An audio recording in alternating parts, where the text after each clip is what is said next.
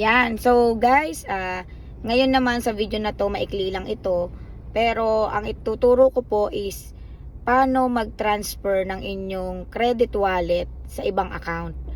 Ayan. So kailangan ituro din po ito yung mga ganito. And may mga video din po ako dito sa YouTube channel ko. Coach Leslie Ann Ikban. So Leslie Ann Ikban ang pangalan po ng aking YouTube channel.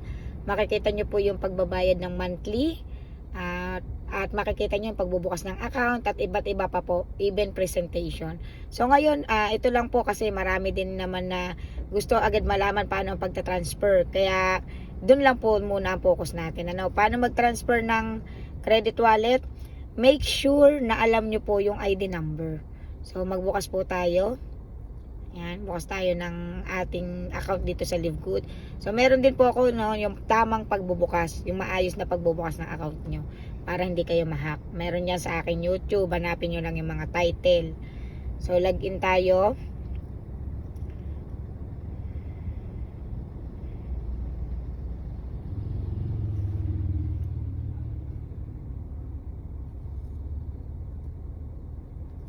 Yan, nakadata lang po kasi ang inyong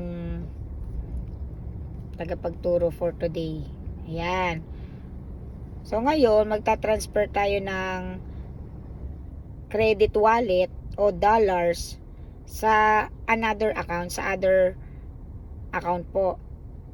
So sa my earnings, ayan.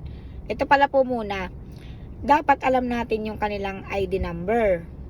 So ang gagawin po natin, kunin natin sa kanilang ID number. Kung hindi nila alam kung saan kukunin, sabihin nyo nandito sa my info. So kayo, ito account nyo, isipin nyo inyo yung account. So kapag pinindot nyo po yung my info, ayan po, ito po yung account number. So ako nakuha ko na, nakopy ko na, kaya dediretsyong bayad na, dediretsyong transfer na. So sa my earnings, and then ito credit wallet, ayan, dyan lagi napasok, makakita natin, tinatransfer sa atin, ano po. So ayan, kita nyo naman may laman. Then find existing user, wala na kayong papakailaman dyan dahil iyan na po yung may shade. Okay, paste nyo yung ID number kahit walang username, pero dapat mamaya re-reviewin natin kung yan nga, makikita natin yung name. So yan, papalitan nyo po to kasi hindi tayo bibili ng produkto, hindi tayo mag-pay sa membership.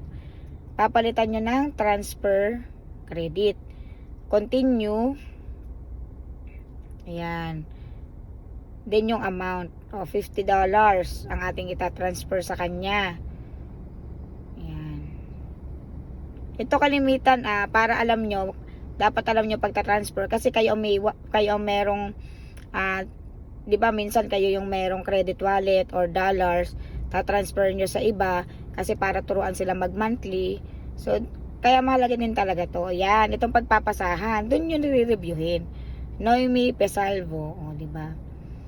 O, issue credit. Ayun. So, kita nyo naman nabawas. At syempre, sa credit lag, guys, ay kitang-kita. Hindi po tayo, yan po, kita yung pumasok, lumabas. Ano po? So, yun. At even yung mga binabayaran nyo na nagpapabayad sa inyo ng monthly subscription.